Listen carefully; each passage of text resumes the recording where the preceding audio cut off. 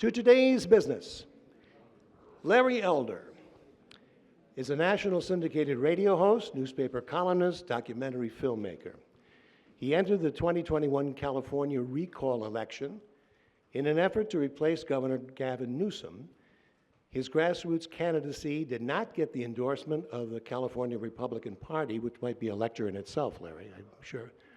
Yet, he received the most votes out of those who hoped to replace Newsom. Elder is the author of 13 books. His 2023 book is As Goes California, My Mission to Rescue the Golden State, and to Save the Nation. In 2020, Mr. Elder produced a documentary called Uncle Tom, An Oral History of the Black Conservative. His most recent documentary, which is available now and quite widely seen, is entitled Electric Vehicles, the Good, the Bad, and the Ugly. Larry Elder earned a bachelor's degree from Brown University and a law degree from the University of Michigan. He was discovered as a radio host by Dennis Prager, who had Larry on his KABC radio show. He cites Prager as his mentor in radio and politics. The title of today's talk is The Power of Systemic Racism, Con. Ladies and gentlemen, please welcome Larry Elder.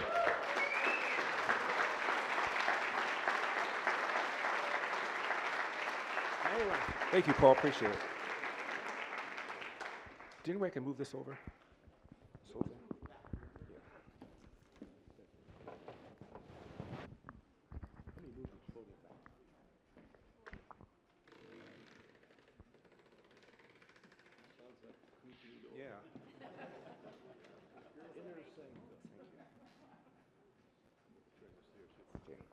Anyway, thank you very much for that introduction.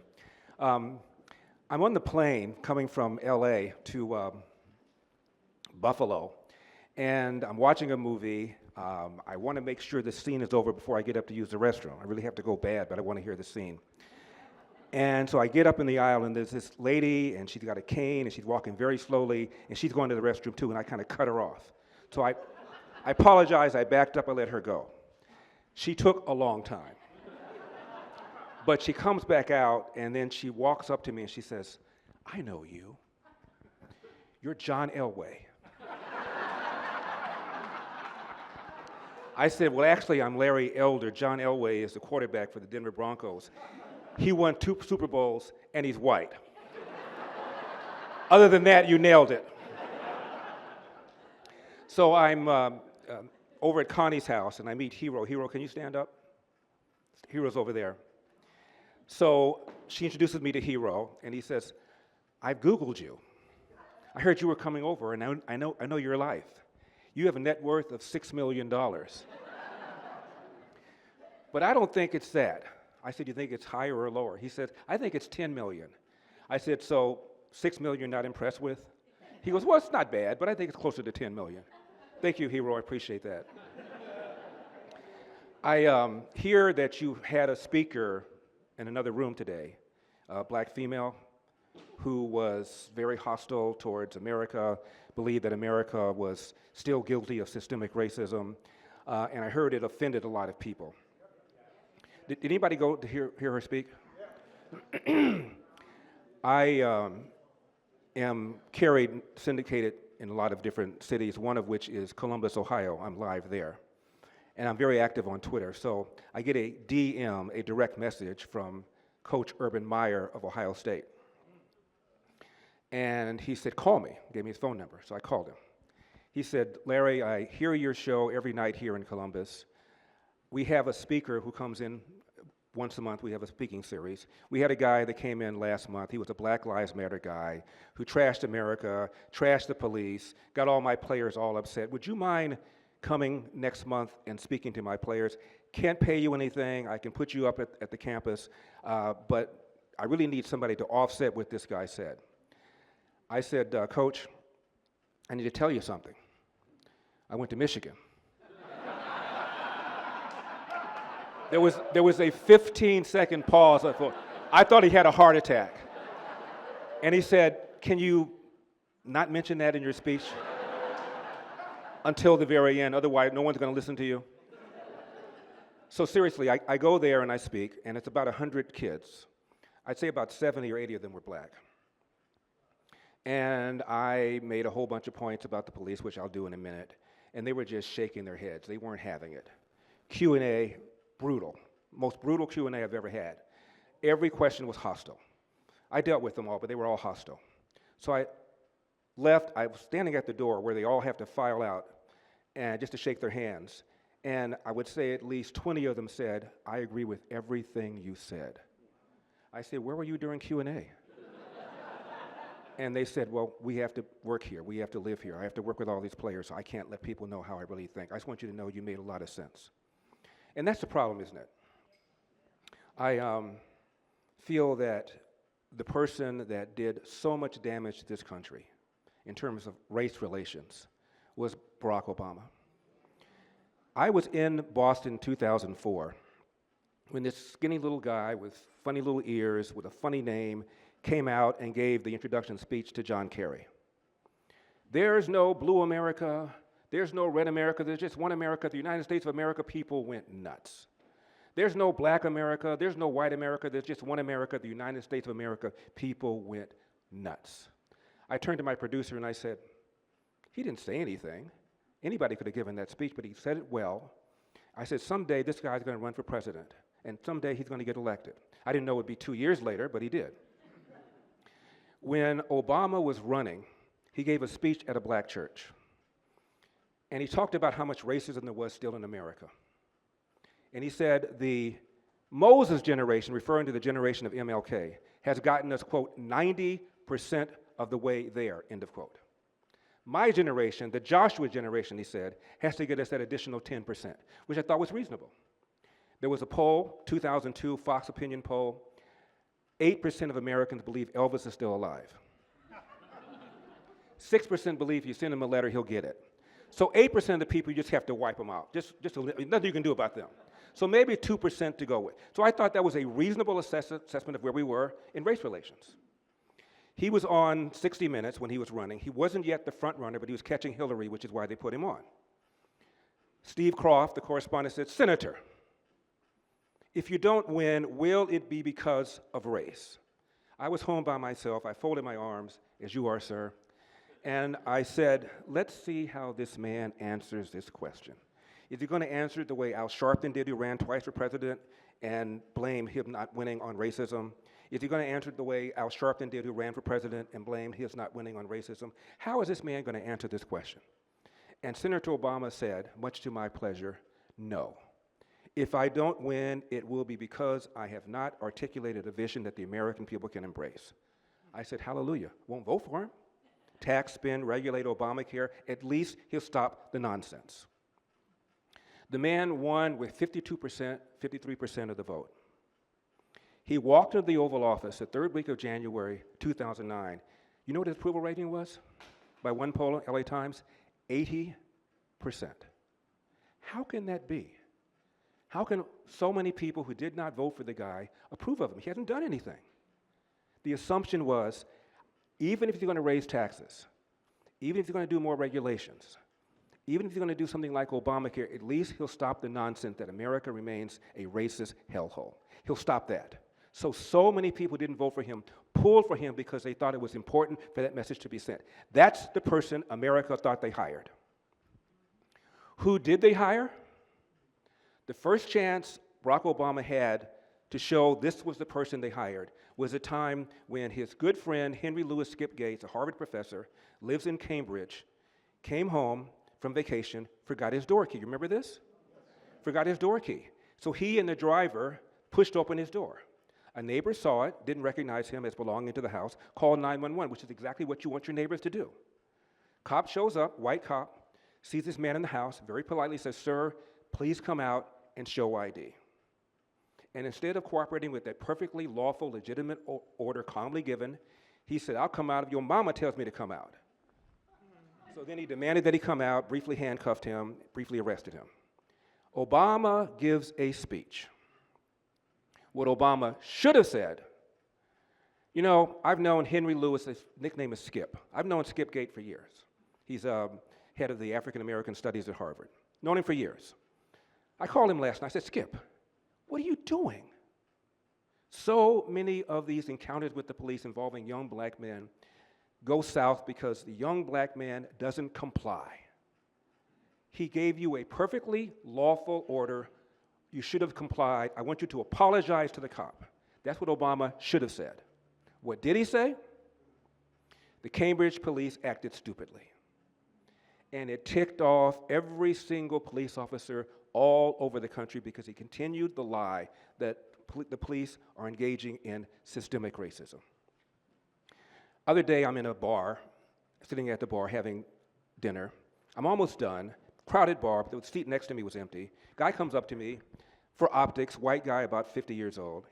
He sits, is anybody sitting there? I said, you are. Big smile. He sat there. We started talking. Friendly guy. And he had a couple of pops. I wasn't drinking. So I, getting up to go, and I said, be careful driving.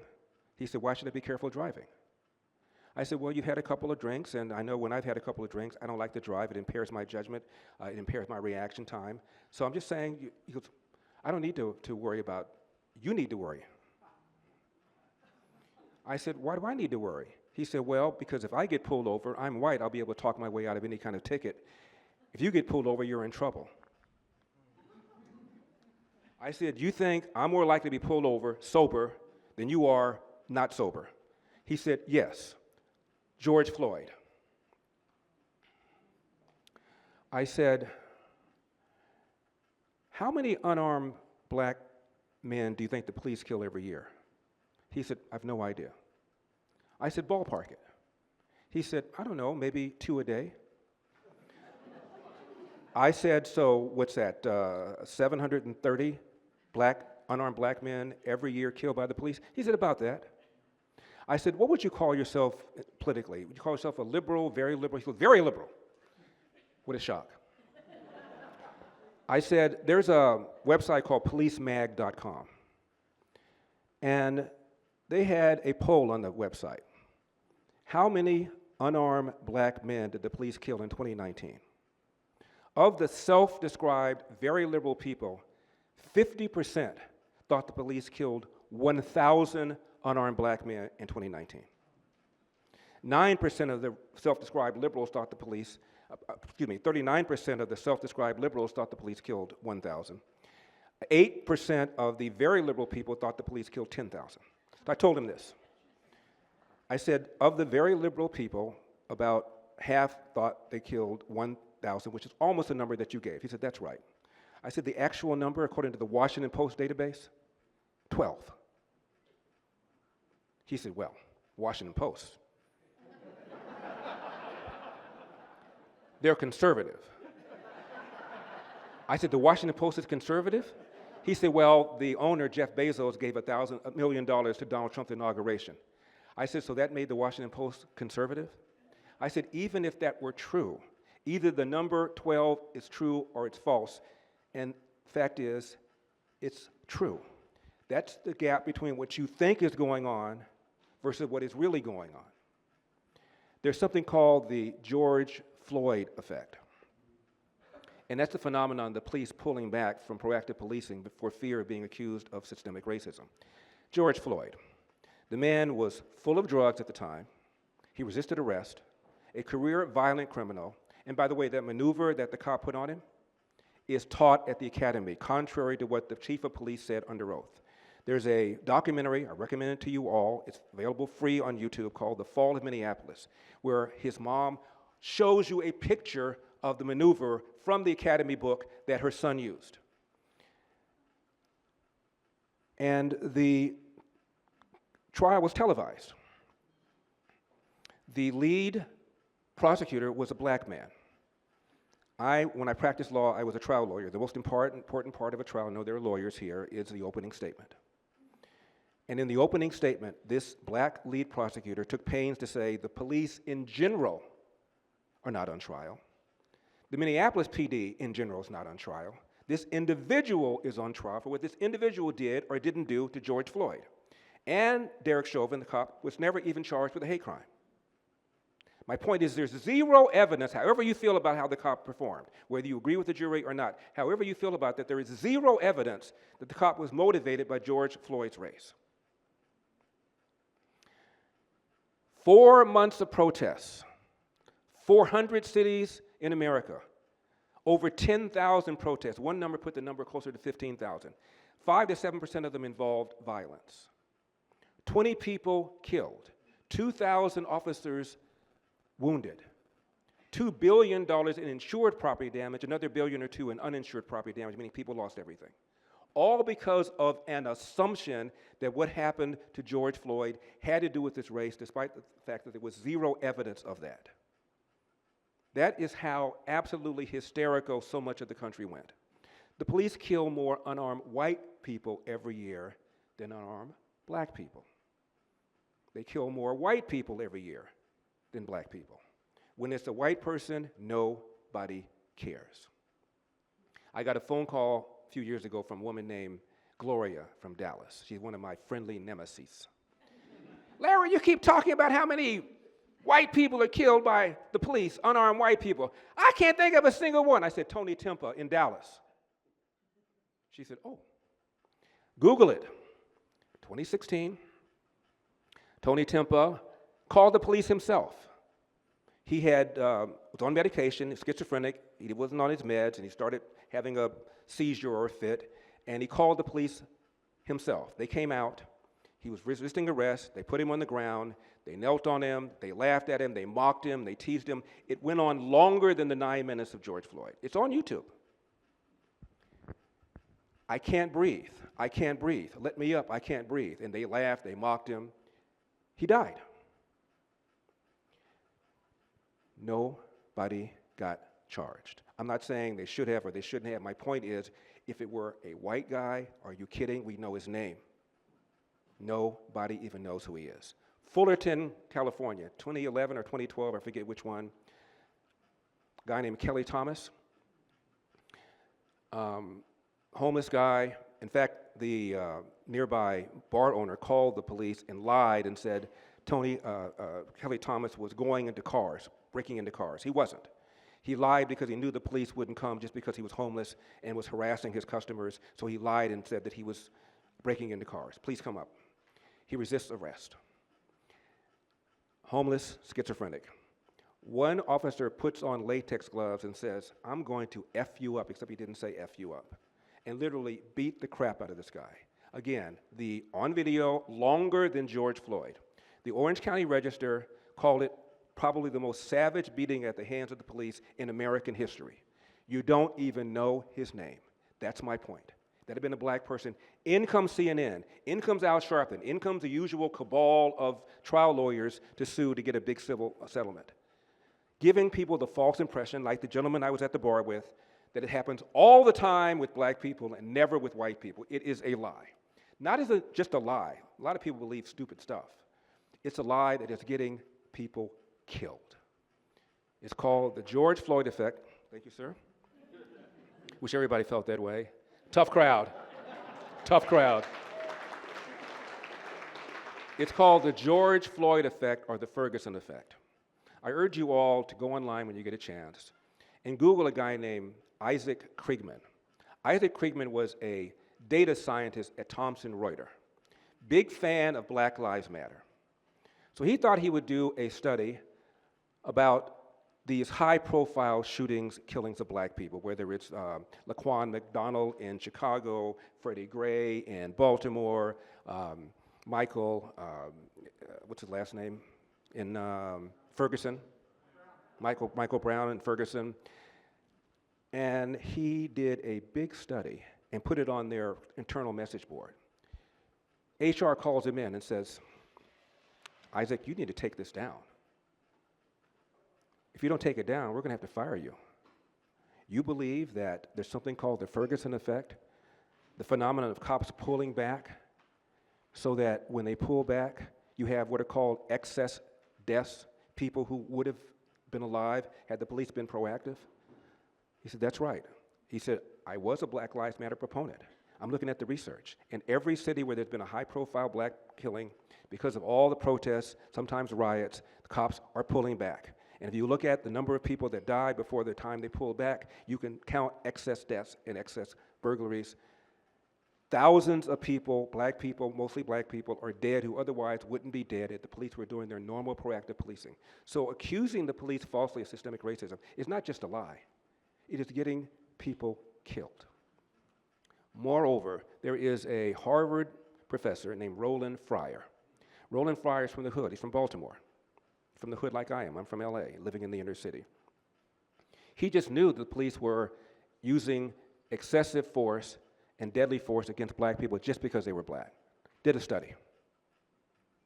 Found out not only was that not the case, the police were more hesitant, more reluctant to pull the trigger on a black suspect than a white suspect. In fact, if anybody has a reason to be ticked off, it's white people.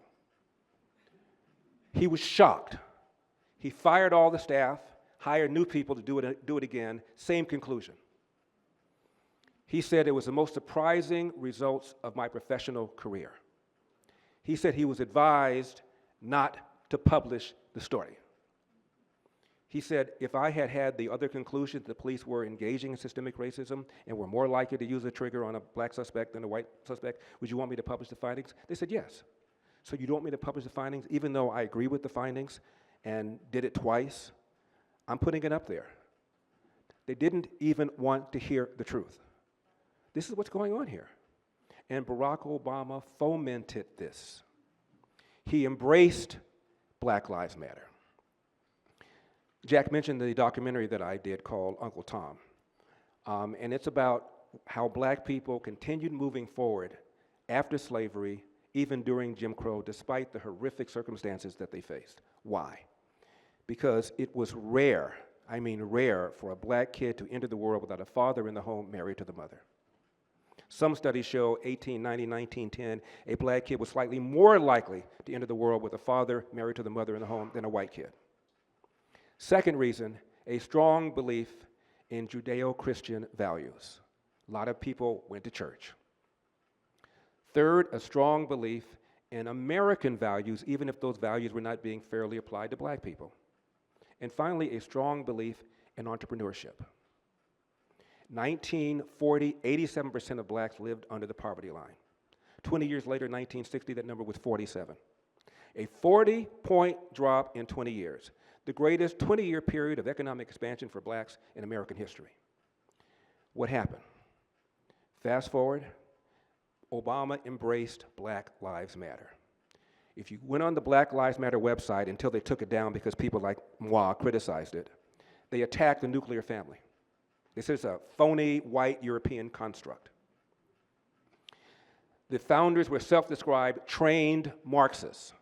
Marx, by definition, did not believe in capitalism, was an atheist.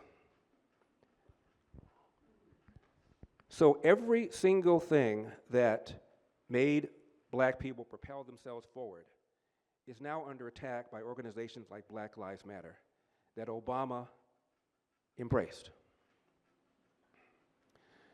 Obama hired an AG named Eric Holder. See, people like Obama, Eric Holder, well-educated. I don't know that Holder went to Harvard. I think he did. I know he's a partner at a major law firm in D.C. These guys speak in well-crafted sentences, eloquent, but they're saying the same nonsense that people like Sharpton, Jesse Jackson, and other race card hustlers have said. So he's giving a speech, Eric Holder. At one time he said, when it comes to matters of race, America has, quote, been a nation of cowards, close quote. I don't even know what that even means, but he said that. Gave a speech, and he said, when it comes to blatant racism, we got that. You can't pull blatant racism anymore. It's pernicious racism that we must deal with. This happened around the same time that Donald Sterling, I know there are a lot of people from LA, lost his team. Remember the Clippers? His girlfriend taped him in his own apartment, own house, and tried to get him to say the N-word. He didn't even say it. He said, I don't like you going to games with black people like Magic Johnson. He had 4 seats. He owned the team. He gave them to his girlfriend, and she would invite people, and he was embarrassed. She would bring all these people to the game. Stupid, offensive, but you lose your team because of that in your own house? But he lost his team. Gone, poof. NBA took it back. So, Holder talked about that and said when there's blatant racism, we got that. It's pernicious racism. And he gave 3 examples. Let's go over them. The first one was the move for photo voter ID. He called that an example of pernicious racism. The Supreme Court ruled 6-3 in favor of Indiana, who had photo voter ID, and the majority opinion was written by John Paul Stevens, who was the most liberal justice there. He said, having photo voter ID advances the legitimacy of making sure that our elections have integrity. The majority of blacks, according to polls, support photo voter ID. Some have their percentage of supporting photo voter ID the same percentage as whites who want it. So that's your example of pernicious racism. What else you got? Well, black boys are disproportionately kicked out of school, high school, compared to white boys at the same school. And that is true. I think it was in the mid-'80s, Decatur, Illinois, about 400 black kids were kicked out of school because they were fighting after a football game.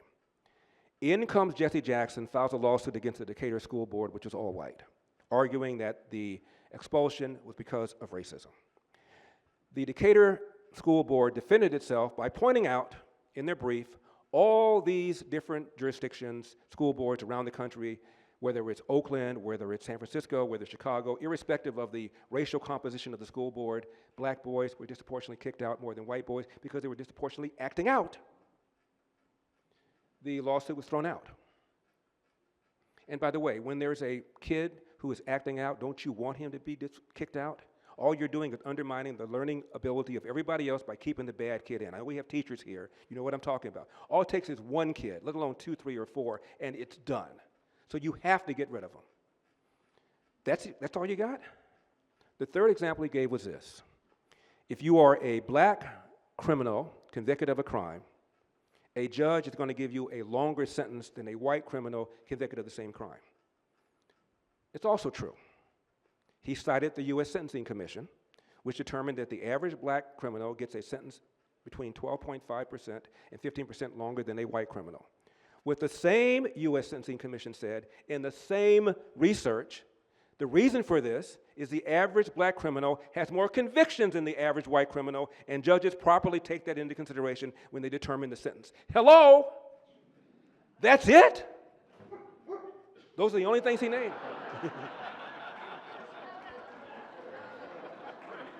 Somebody's feeling me over there. And he's black. I'm feeling you, bro.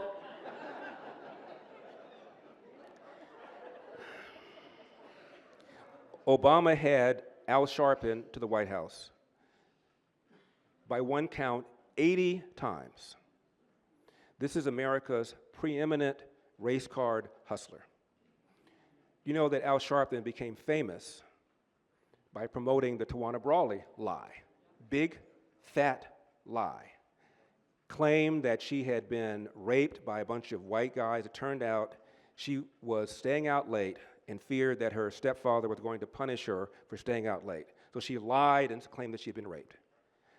Al Sharpton comes in with a bunch of other people, embraces the lie, and accuses a former assistant district attorney of Dutchess County of being one of those who raped him.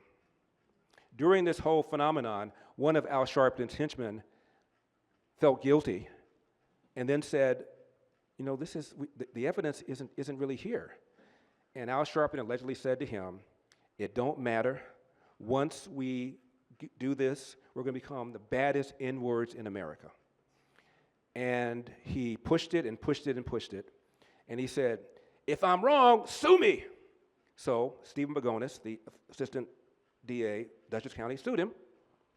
And a multi-ethnic jury found Al Sharpton and co-defendants unanimously liable for lying about this whole thing. He was ordered to pay $250,000, didn't pay it. Ultimately, he decided to run for president and passed the hat with a bunch of rich people in New York and paid the money. By the way, this is a little aside. Didn't intend to go here, but I want to. I was asked to sit in for Greta Van Susteren on CNN. By the way, I've asked Al Sharpton to come on a radio show. I've been in radio 30 years. I would say I've asked him at least 50 times. He used to at least say no. Now he doesn't even respond. Jesse Jackson 50 times, Maxine Waters 50 times. So I'm sitting in for Greta Van Susteren, and I'm in D.C., and I've got all these producers. It's amazing how many different producers you have for a half-hour show, hour show. I have one producer for 3 hours. They've got a producer for each segment. So, Larry, we're going to have on Al Sharpton in one of the segments. This was during Enron, when Enron was not paying the pension of a bunch of Enron employees, and they were all upset. So they got Al Sharpton to put him on a bus and take him up to D.C. to argue that Enron or taxpayers should make them whole. That was the issue. I said, Sharpton's going to be, does Sharpton know I'm sitting in for Greta? They said, yes.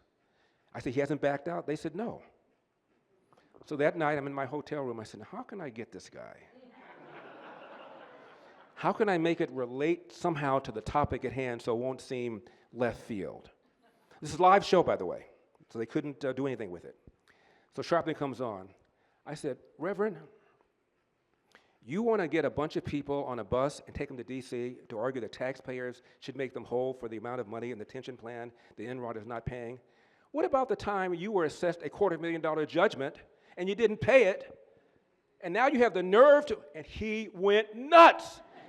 You're a liar, you're a liar, you're a liar. I said, really? You're a liar. I said, sue me, Sharpton. You're a liar. I will. I'm going to sue you. I'm going to sue you. Didn't sue me.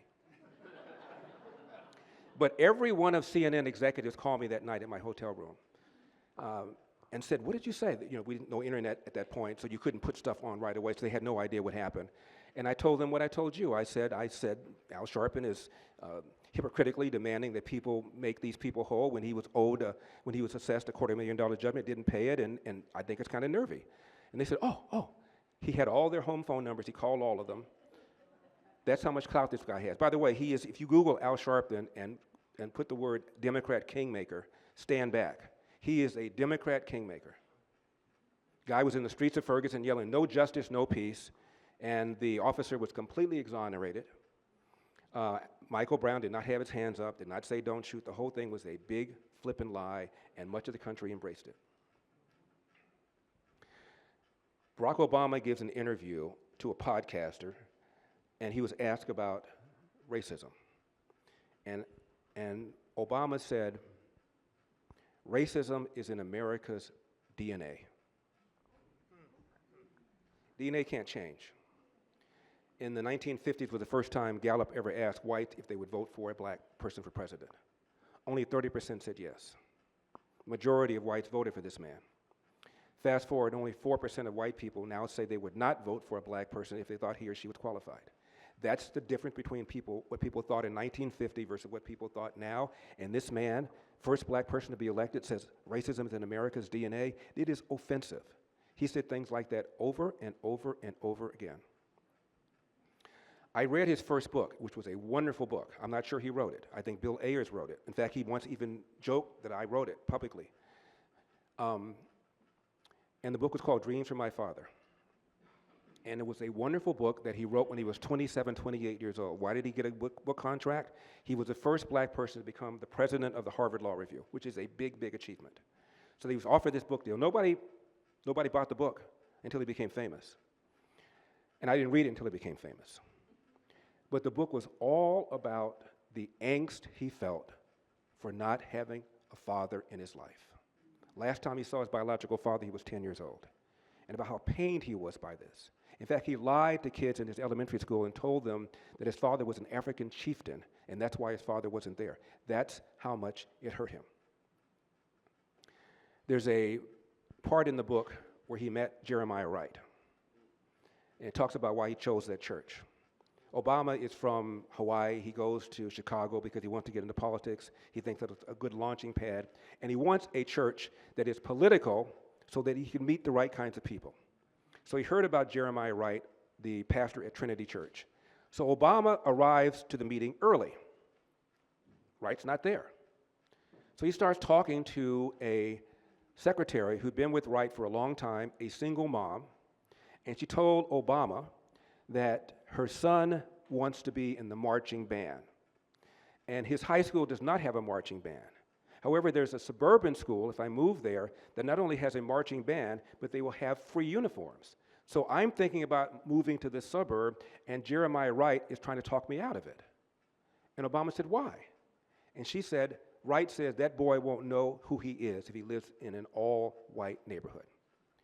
Now, she's telling this story to a black guy who is from Hawaii, white mother, whose white mother remarried an oil company executive, and they lived for a while in Indonesia at a private school that was set up by the Indonesian executives, and his mom felt the school wasn't good enough, sent him back to Hawaii to live with his white grandparents so he could get a better education, and he went to Punahou, arguably the most prestigious prep school in the state. This is the person to whom she's telling this. So you would think that when Obama met Jeremiah Wright and raised this, and he did, Obama would say, wait a second, Rev? Isn't a parent's job to make sure that his or her child gets the best possible education? How can you possibly advise her against doing this? So Obama raised it. Jeremiah Wright repeated what she said to him, and he went, okay, join the church. What else do you need to know about this man? He made things so much worse in this country. Apart from all the other things he did as president, Obamacare, which is more expensive, it didn't bend down the cost curve. The thing that people most expected of him and most assumed he would at least accomplish, which is to tone it down, calm it down, knock off the nonsense, he made it worse, to the point where he consistently took the side of the suspect whenever and wherever. Take Baltimore 2016. Freddie Gray. Freddie Gray is in a police van, and he is not strapped down, and he hits his head against the wall, breaks his neck. Protests. By the way, the Obama administration had just done a report on the police practices of Baltimore before this happened, and praised them for having 21st century police tactics. So now all of a sudden, Baltimore is systemically racist. 2016 in Baltimore, city had a black mayor. The police chief, black. The number 2 person in the police department, black. City council, all Democrat, majority black. The state attorney who brought the charges against 6 officers, black. 3 of the 6 officers, black. 2 of the officers tried their case before a judge without a jury. Judge was black, found them both not guilty.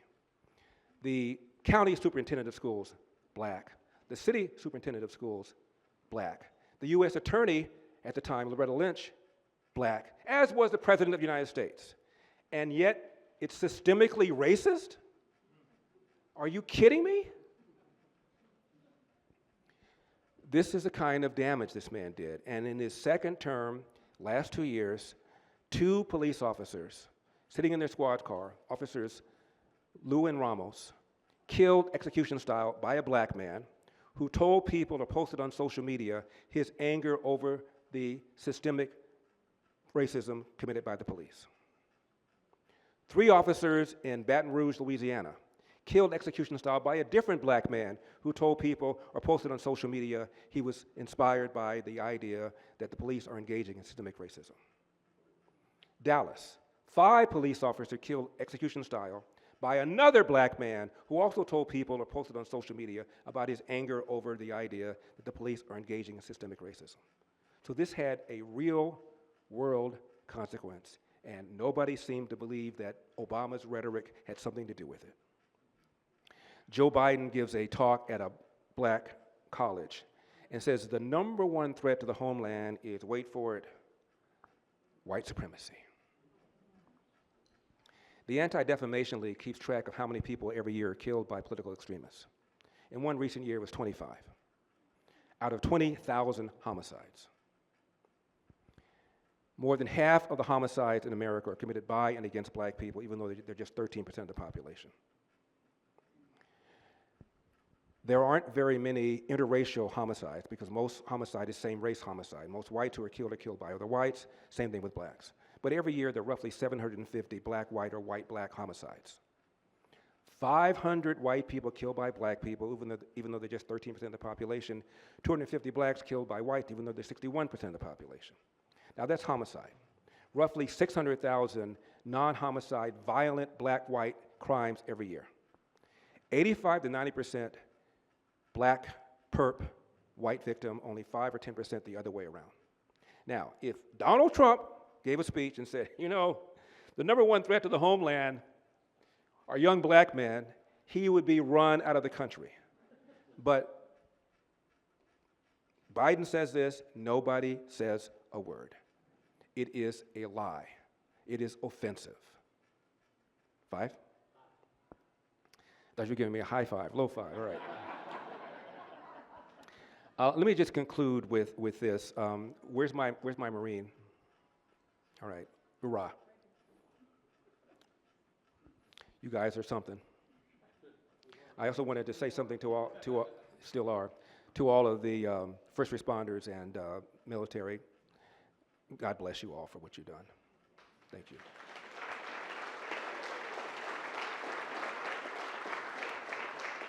Really, really quick thing in the last few minutes about my father. My father and I sat down when I was 25 years old, and we had an 8-hour conversation because I didn't much like the man. I thought he punished us too harshly. And during the 8-hour conversation, I found out that my father never knew his biological father. My last name, Elder, is not the name of his biological father. He never met his biological father. Elder was the name of some guy who was in his mom's life the longest, 4 years. She had a series of boyfriends, each one more irresponsible than the one before. My dad comes home at the age of 13. Elder was already gone. And he began quarreling with his mom's then boyfriend. And she sides with the boyfriend and throws my father out of the house, never to return. 13-year-old black boy at the beginning of the Great Depression, Athens, Georgia, Jim Crow South. And he left the house, and this business about so-and-so didn't have 2 nickels. My father had no nickels. And literally walked down the street, did whatever he could, ultimately became a Pullman porter on the trains. That's how he ended up in California. My dad said, I came to California one day on a run, and you could walk through the front door of a restaurant and get served?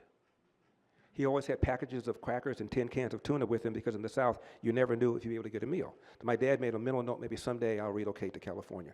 Pearl Harbor, my dad joined the Marines. And I asked him why. He gave 2 reasons. You know what I'm going to say? Number 1, they go where the action is. Number 2, I love the uniforms. Stationed on Guam, my dad was in charge of cooking for the colored soldiers. He was a staff sergeant. He gets out, and he goes to Chattanooga, Tennessee, where he met and married my mom to get him a job as a short order cook, and he was told, we don't hire niggers. Went to another restaurant, we don't hire niggers. Went to an unemployment office. Lady said, you went through the wrong door. My dad goes outside, sees colored only, goes through that door to the very same lady who sent him out. My dad came home to my mom and said, this is BS. I'm going to LA where I was before the war, get me a job as a cook, and I'll send for you. Goes out to California, and he's told, you don't have any references. You don't have any references. My dad said, I need references to make ham and eggs? So he went to an unemployment office, this time just one door. They had nothing. My dad said, what time do you open? She said, 9. What time do you close? She said, 5. My dad sat in a chair for a whole day, came back the next day, sat there until lunchtime. She calls him up. Sir, I have something. I don't know whether you're going to want it. Of course I'm going to want it. I'm starting a family. What is it? It's a job cleaning toilets and Nabisco brand bread. My dad did that for 10 years. Took a second full-time job cleaning toilets at another company called Barbara Ann Bread. Cooked for a family on the weekend because he wanted to have my mother be a stay-at-home mom. And went to night school to get his GED because he left school in the 8th grade. That's why he was so grouchy all the time. The man never slept. 15 minutes here, 20 minutes here, an hour here, not day after day, not week after week, not month after month, but year after year. You do that, you walk into a household with 3 rambunctious boys, I have 2 brothers, yelling and screaming, what kind of mood are you going to be in? So by the 8th hour, my dad is getting bigger and bigger, Elder's getting smaller and smaller, and now I'm crying and I apologize. I said, I apologize for judging you so harshly. He said, don't worry about it, you didn't know. Just follow the advice I've always given you and your brothers. Hard work wins.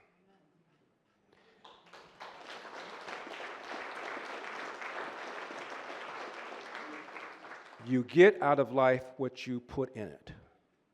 You cannot control the outcome, Larry, but you are 100% in control of the effort.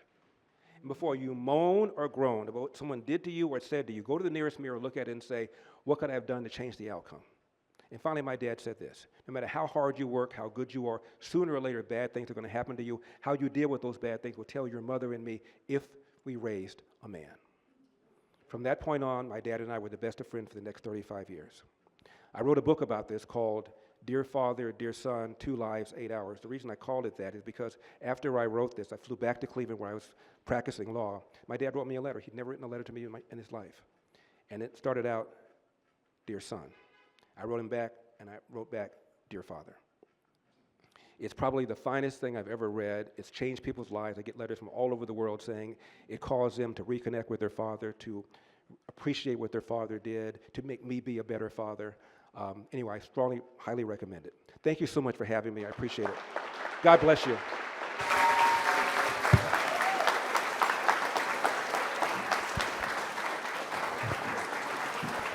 Thank you. Thank you. Larry Elder. Thank you. I have some tough Q&As for you now, Larry, okay? No problem. Okay. Bring it. Okay. You first. Come here. We have to do a dance. I hold it, you talk.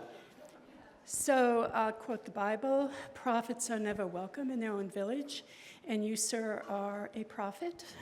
That's the topic to a big degree of our chaplain, our rabbi chaplain, this Sunday morning interfaith services.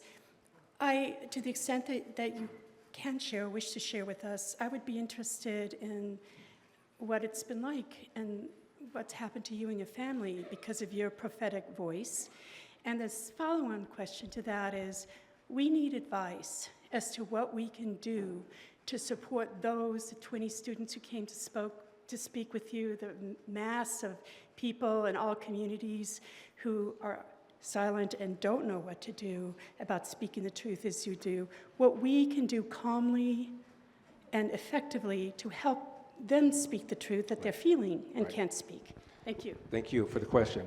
This may sound overly simplistic. We really fit to the transition. Tell the truth, stand your ground, and don't retreat in the face of somebody falsely accusing you of something that you did not do and do not believe. I have so many white friends who just cower when somebody accuses them of engaging in systemic racism. I said, why don't you stand up for yourself? It's a lie. Somebody called my show once, a Latino, and said, we need a Hispanic Larry Elder. I said, there is. He said, who? I said, Larry Elder. It is a lie. In fact, Rasmussen has done polls for years asking blacks, Asians, Hispanics, and whites, of these 4 groups, which group is more likely to be racist? Now, nobody said the majority of any group was, but more whites said blacks than anybody else. More Hispanics said blacks than anybody else. More Asians said blacks than anybody else. More blacks said blacks than anybody else. It's at the point now where you have all of these fake hate crimes. There's a guy named Wilfred Riley who teaches at a black college in Kentucky. He wrote a book that documented 500 fake hate crimes, the Jussie Smollett's, going back over several years because so many white people are willing to believe this lie. And it's making things worse. Just tell the truth. Okay. Mm-hmm. Hi, sir. I have 2 questions for you. One more add to my answer here. I give speeches a lot, and often the audience is about demographically the way this audience is. Handful of black people. So I'm giving a talk, big room, and there's a black man, big dude, 6'5", and I make a point, he'd shake his head like this. I make another point, he'd shake his head like this. Make another point, he'd shake his head like this. This guy's gonna kill me. So the speech is over, and he walks up to me. I always have security whenever I give a talk. And he said, I thought I was knowledgeable. I had no idea that 70% of black kids today entered the world without a father in the home, married to the mother, up from 25% back in 1965. I had no idea that there are 13 public high schools in Baltimore, all located in the inner city, where 0% of the kids can do math at grade level. I had no idea that 25% of young black men have criminal records, either arrested, on probation, or on parole. I had no idea until I heard your speech. I watched too much CNN, I read too much New York Times. Thank you for opening up my eyes, and he walked away. And my point is, the truth will set you free. It really will. I'm at, last thing, and I'll get you, I know you're standing. I wrote a book called, as Jack mentioned, As Goes California, My Mission to Rescue the Golden State and Save the Nation. It's about my race for governor in 2021 in California. So the race is over, and I go to a restaurant on the west side of LA. LA is very liberal, west side even more liberal. I'm at a restaurant waiting for my buddy. He's late. So I'm sitting there by myself, and there's a table next to me, and I think the ladies there feel sorry for me, so they start talking to me. We have a nice conversation, 20, 25 minutes. I find out that they're both Jewish. They've known each other since the second grade. One of them was celebrating her 85th birthday. One called herself a human rights advocate, whatever that is. The other called herself a psychotherapist. And then after 25 minutes, one of them said, "Wait a minute. I know you. You're that guy that ran for governor. You're that Larry Elder." I said, "That's right." She said, "Guess who we voted for?" I said, "You didn't vote for me." "How do you know that?" "Let's see. We're on the west side of LA. You're both Jewish. One of you said you're a human rights advocate, whatever that is." I said, "You didn't vote for me. It doesn't take Colombo to put that together." And they admitted that they hadn't. I said, "Let me ask you something. You guys have kids?" "Yes, we both do." "Do you live in the city?" "Yes, we do." "Did you put them in the LA Unified School District?" "No, we did not." "Why?" "School system is too bad." "How do you like the way Gavin Newsom shut down the state in a more severe way than any other governor?" "Hated it. We have friends who lost their businesses." "How do you like the fact that the average price of a home in California costs twice that of the national average? We have young people who could not stay here. Our kids could not stay here because they couldn't buy a home." I said, "What do you think about the homeless problem?" "We have a homeless encampment near our house, and it enrages us." I said, "So here we are, completing each other's sentences, but you didn't vote for me. Have you ever had a conversation with a Republican before?" And they said no. I have issues with my back. A buddy of mine recommended a massage therapist. And so I got the address. I'm assuming it's going to be on a commercial street. It's a residential street. I turn down. It's a house.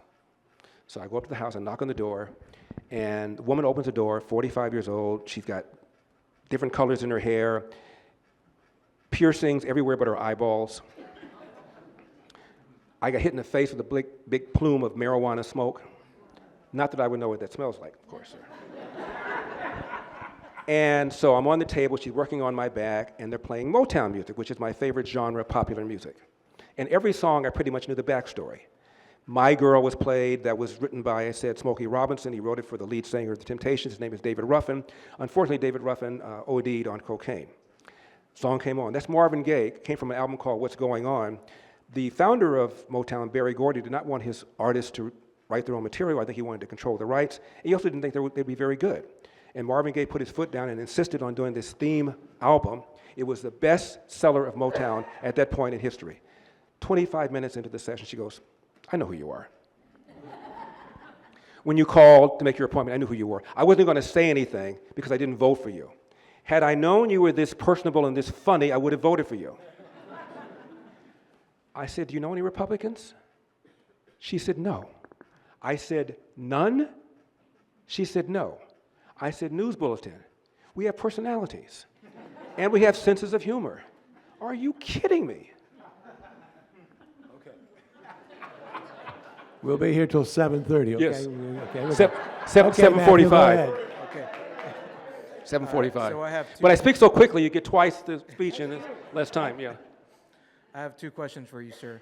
One of them is the recent allegations on Obama with the Russia hoax, Yep. which I believe are very true. And I wanted to get your thoughts and opinion on whether it be an actual trial again, because I believe there should be a trial on that. That I believe that was a coup, kind of. Well, you could. You must be popular. But my second. Yeah. My second one was with I believe many with the Trump administration's stance on the immigration policies in California. Many illegal immigrants are being taken out of California, and maybe the votes will swing a different way for California. It seems that it is more Republican than it is led to believe on the news, so maybe you will have a second chance of running. Okay, thank you. On your first point, do I believe that Obama has committed crimes? Yes, I do. I believe that Obama, first of all, understand this. These guys had no thought that Trump could possibly win. Remember on election night, New York Times had Hillary likely winning by about 90%. There was no poll that showed Trump winning except for Rasmussen, I think maybe one other. They all assumed he was going to lose, except for moi. I gave a debate with a guy named Roland Martin during the campaign, and I said, you're going to wake up with heartburn because he's going to win. And everybody, it was at a church, black church, they all thought I was crazy. So no one thought he was going to win. So if you think that there's no chance of him winning, and there's intelligence saying that the Russians are interfering and that there's no evidence that they're trying to elect Donald Trump, what difference does it make? Not going to win anyway. Lo and behold, he wins. Obama calls these people in and says, clearly we underestimated what the Russians were doing. Clearly we underestimated the degree to which Russia was trying to get this man elected, and did so. So I want some intel that says this is what Russia did. This is what they thought. Hillary, for 4 years, referred to Donald Trump as illegitimate, said the election was stolen. Jimmy Carter, the former president of the United States, at a forum said, I believe when it's all said and done, we're going to find out that the Russians put him there. And 66%, this is very important, of Democrats, according to a YouGov poll, believe that the Russians, quote, changed vote tallies to elect Donald Trump, close quote. Why is that important? That was 2018. 2017, Jay Johnson, Obama's DHS secretary, testifies under oath, not a single vote tally was changed, not one. Yet 66% of Democrats believe the Russians, quote, changed vote tallies to elect Donald Trump. Why? Because they kept hearing all this stuff from all these people, Clapper, Comey, all these people saying that the Russians not only hacked, but did so on Donald Trump's behalf and were successful in doing so. That was all done, led, pushed, that narrative by Barack Obama. The other part of the question, though, is what do I think will happen to him? Criminally, nothing, for all sorts of reasons. Probably the number one reason is take what I said about George Floyd, put that on steroids. They indict the first black president of the United States, much of this country will be on fire. They don't care about the facts. How do I know that? I watch a lot of CNN and MSNBC, so you don't have to. So I'm watching Bill Maloogian on Fox, who speaks fluent Spanish, after Biden gets in, doing all these reports on the border, hordes of people coming into the country. It was amazing. He had drones overhead filming them every day, hordes of people coming into the country, and Nina and I would then take our remote and we'd go over to CNN, and our bet was, what's the over-under on how quickly they'll be talking about Donald Trump if they weren't already talking about him? The answer was 30 seconds. MSNBC, nothing. So for months, the two other principal cable channels never even discussed what was going on the borders. Only after Governor Abbott of Texas and DeSantis of Florida put them on buses and sent them to Chicago and New York and Martha's Vineyard did the other media begin covering this. So I'm watching Tulsi Gabbard on Fox News the other day spend 10 minutes outlining the case against Obama. I cut open to MSNBC, completely different topic. I cut open to CNN. They were discussing it, but they had a panel of people. They would come into it, and then the panel of people would trash what she's saying. They come back into it, and they would trash what she's saying. So half the country will never know the facts and won't care. 2016, I'm talking to a buddy of mine, former buddy of mine. I've known him for 40 years. He's a lawyer. And I'm having this big, fierce debate with him and his son, who's also a lawyer, over Hillary and her unsecured basement that she had, on which she sent and received classified information, lied and said she didn't, but she did. Sent and received information that was stamped classified, lied and said she didn't, but she did. Destroyed 30,000 emails under subpoena, and nothing happened to her. And I said to this, and the younger lawyer put his hands over his ears and said, I don't care. I said, you don't care that she clearly violated the Espionage Act? I don't care. And James Comey said that he didn't feel that Hillary had the intent to violate the statute. Statute doesn't require intent. How many lawyers do we have here? Doesn't require intent. A sailor took a picture of his nuclear submarine and sent it to his girlfriend, had no intent to do anything. He's in jail. It doesn't require intent. So I said that to them. I don't care. I don't want Trump to win. So that's the position of half the country. No, he's not going to be charged. Clapper, maybe. Brennan, maybe. But Obama is home free. The second reason, of course, is because of the Supreme Court case that Trump won that said if you do something as an official act of your presidency, you're immune. And Obama will say with a straight face, I was just looking at the intel, and because Trump got elected and the odds were he wouldn't, maybe we need to take another look at the intel. That's what he'll say. He's home free. Very good job of that, by the way. Thank you. He's home free. The other part was the immigration. Donald Trump ran promising mass immigration. The majority of the country supports mass deportation, provided we focus on the worst of the worst of the worst. When it gets down to people who've been in the country 10 years longer, 20 years longer, that's when he begins to lose support. I don't believe anybody should be in the country illegally. Anybody. And if you want to figure out some sort of way of having a guest worker program for people in the hospitality industry or agriculture, we can work that out. But I don't believe anybody should be in the country illegally. Go back, re-register, come back in, do it the right way. I don't believe anybody should be in the country illegally. Uh-oh, it's written down. You know she's serious. A few months ago, I had the privilege of visiting the Equal Justice Initiative in Montgomery, Alabama. Having been an admirer of Bryan Stevenson for many years, the journey to Montgomery was especially meaningful. As is typical for many people in my age bracket, I was stunned at the gaps in my education regarding enslaved people, the Jim Crow era, and the effect of systemic racism on every American well into the 21st century.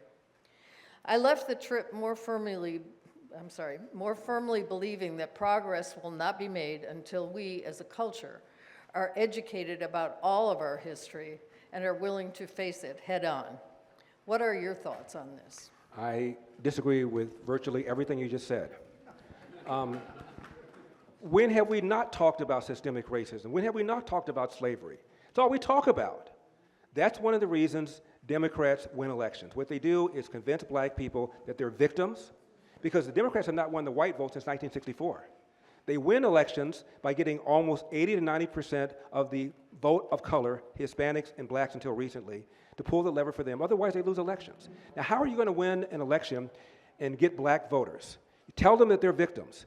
Moreover, tell them that these guys over here, these dastardly people over here, known as Republicans, they wear the black hat, we wear the white hat, pull the lever for us, so that you are concerned more about social justice than about what I said about the breakdown of the family, which is by far the number one problem plaguing the black community and plaguing the country. By far, 40% of all American kids enter the world today without a father in the home married to the mother.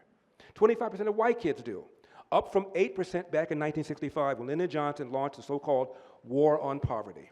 And what he did was incentivize women to marry the government and incentivize men to abandon their financial and moral responsibility. That's the number one social problem in America. Not systemic racism, not covert racism, not overt racism, not any of the other adjectives that they put up there. It's a bunch of nonsense. Okay. And the second big problem, of course, is the crappy education kids are getting, particularly in the inner city, K through 12. And by that, I mean, I talked about 13 public high schools in Baltimore.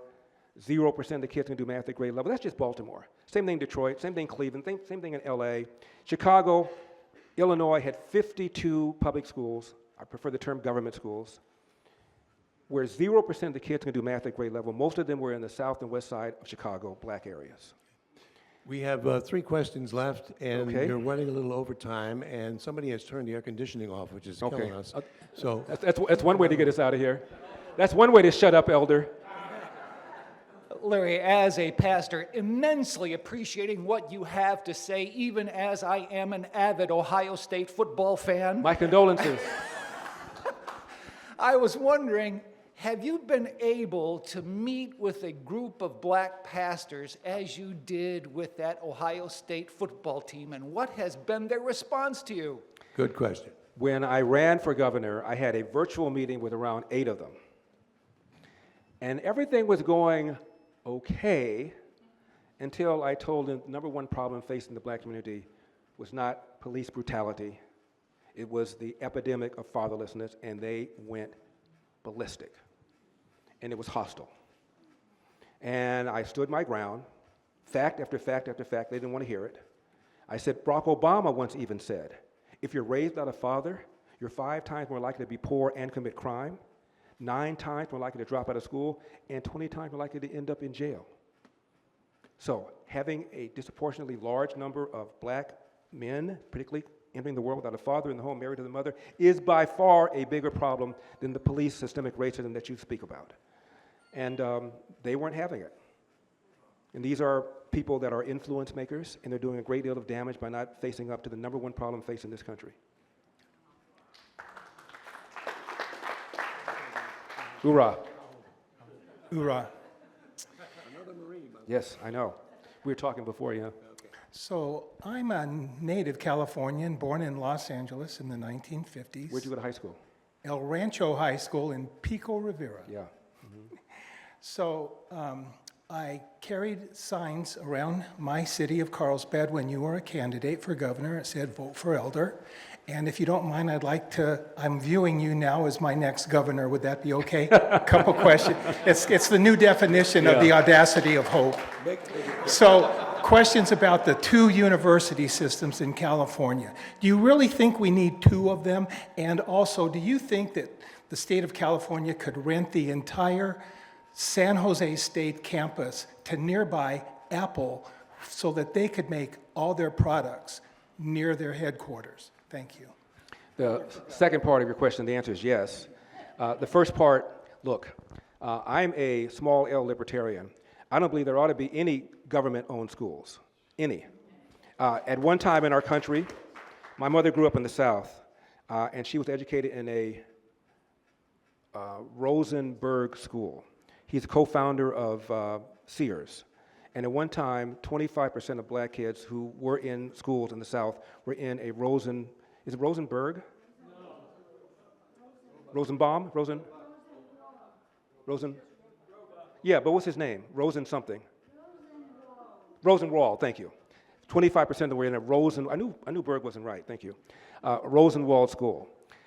We didn't have a takeover of the education system until about 100 years ago.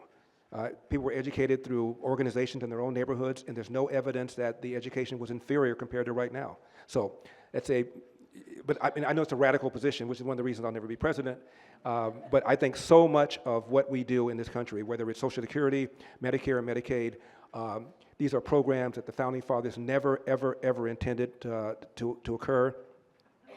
We didn't have an income tax until 1913, so how are all these things supposed to be paid for? The Founding Fathers did not intend for any of these things to be done by government.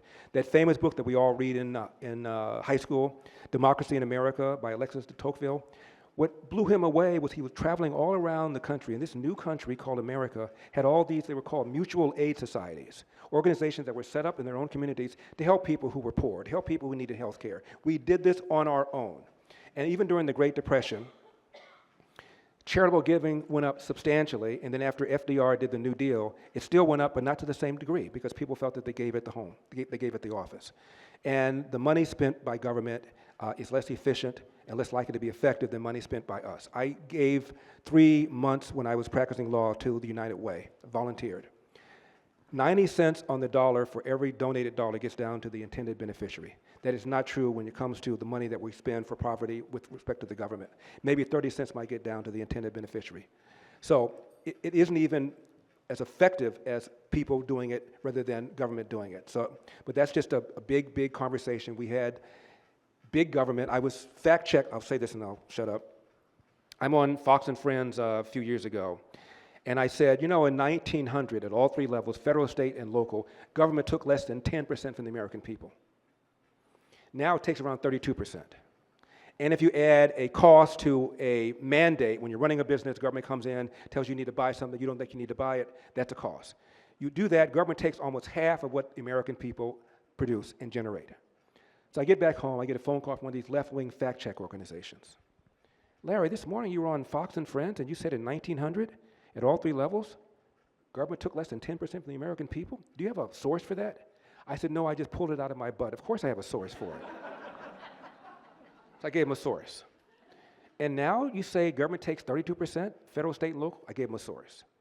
And now you say it's 50% if you add the cost of mandates? I gave them several sources, including Heritage Foundation, American Enterprise, a professor at UCLA named Leo Hanian, a regular guest on my show.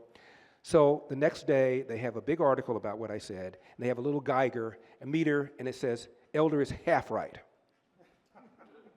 And it said, Larry Elder said in 1900, government took less than 10% of the American people. Turns out it took 9%. Elder was right. Larry Elder says right now government takes 32%. Turns out he's right.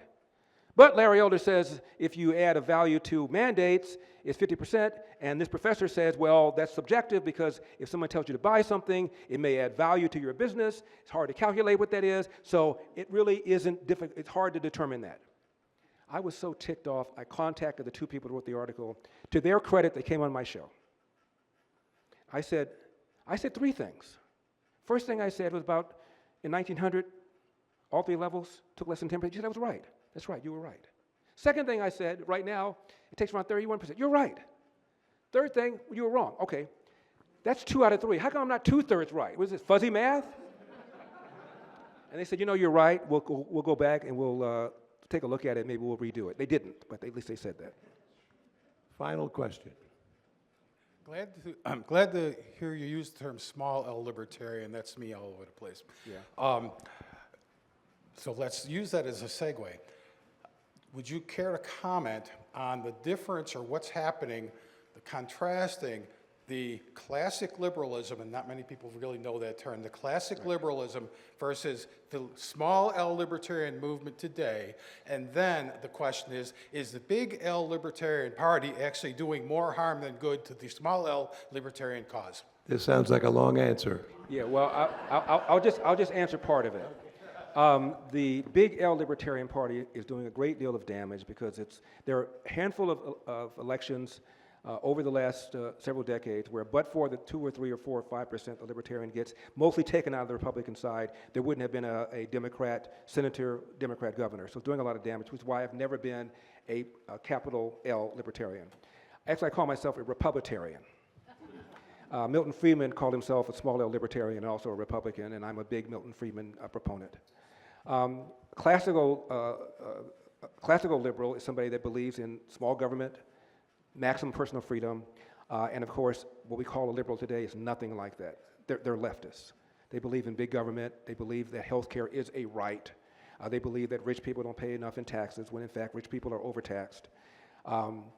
They are a real threat and a real danger to our society. The good news is because of Trump, because of MAGA, there's a massive, massive pushback, and I have not been this optimistic in a long time. Yeah. Larry Elder, Thank you. ladies and gentlemen.